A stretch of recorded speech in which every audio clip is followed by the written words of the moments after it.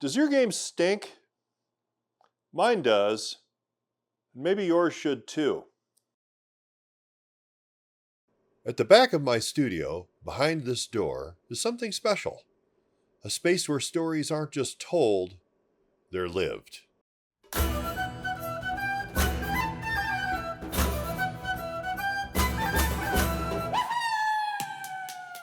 Welcome to Pernicky Ric, the ultimate guide to crafting spaces that don't just tell stories, they immerse you in them. In our own game theaters, scent can be one of the most powerful tools in your kit. It's invisible stagecraft, never demanding attention, never breaking immersion, yet quietly deepening everything. We obsess over visuals, dramatic lighting, even sound, but scent? That's one we forget, and it's the one that cuts the deepest. Science proves it. Scent triggers memory more strongly than any other sense. It bypasses language, whispering to something older, something primal. The right aroma can make a stone chamber feel ancient, a pine forest feel damp with morning dew, or a tavern feel rowdy before anyone says a word. That's why the giants of immersive design already use it. Since the 1960s, Disneyland and Walt Disney World have hidden smellitizers that puff perfectly timed scents, fresh cookies on Main Street, musty pirate water, burning wood, orange groves, exactly when you see them.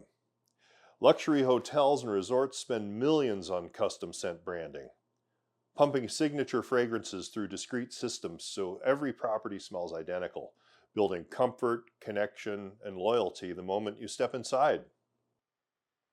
Let's talk tools, because all scent is not created equal, and each option has its own character. First, of course, are candles. You've probably seen the new gaming branded scented candles all over your social media feed and in your local game store. They're classic atmosphere in a jar. You get flame, flicker, and fragrance. They're hot because they're fire. Wax melts are their close cousins, often from the same companies, but with no open flame, just slow release scent from a warmer. Reliable, affordable, and probably a bit safer than the candles. Scent sprays, sometimes also from the same manufacturers, are the blunt instrument. You can scent the space before the game, but be careful. Too much and the smell hangs heavy. So sometimes effective, best used sparingly. I use a variety of these for the entry area to the theater itself. Scented oils and diffusers are your ambient companions. A reed diffuser offers a subtle, steady background. Powered ultrasonic diffusers can be more intense. Some premixed game scents are available from specialty makers, but you can also find individual fragrances in big box stores or online. I've used a wine scent near the wine barrel refrigerator and an apple scent near the fake sack of apples in our snack corner to make it feel more authentic. All of these come in an assortment of fragrances and are essentially set it and forget it options for slow building immersion. But they're static, which brings us to something new. The Scented Realms scent engine. This one's different. Programmable, layered, reactive scent.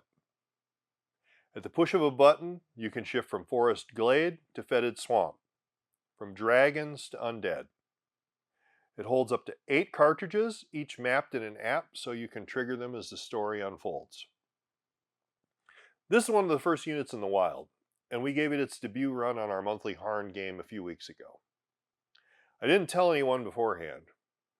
So 4 hours of gameplay went by without a single comment, which was interesting in itself. I tested 5 scents: forest, ocean, tavern, volcano as a fireplace, and ghost. Volcano was the strongest, and everyone noticed it. One player sitting farthest from the unit laughed afterward and said, "First I thought something was on fire, then I thought, nah, that's just Rick." Ghosts, on the other hand, was so subtle that my assistant GM assumed it was perfume. In hindsight, my attempt to descent the room beforehand with scented cleaning products probably dulled the lighter fragrances, something I'll avoid in future sessions. The library currently includes 52 fantasy-themed scents, marketed as true scents of fantasy, with more planned.